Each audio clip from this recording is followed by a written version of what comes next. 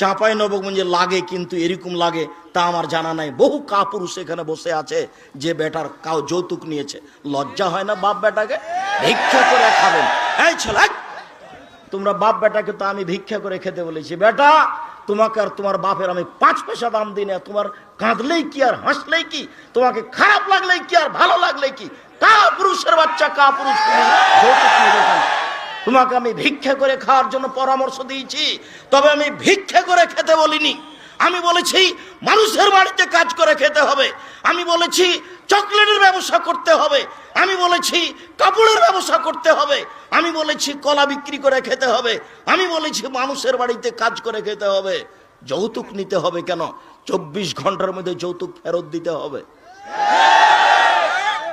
একজন লোক আমার কাছে এসেছে, সে ফারায়েজের ওপরে, জমি বন্টনের ওপরে করছে, পিএইচডি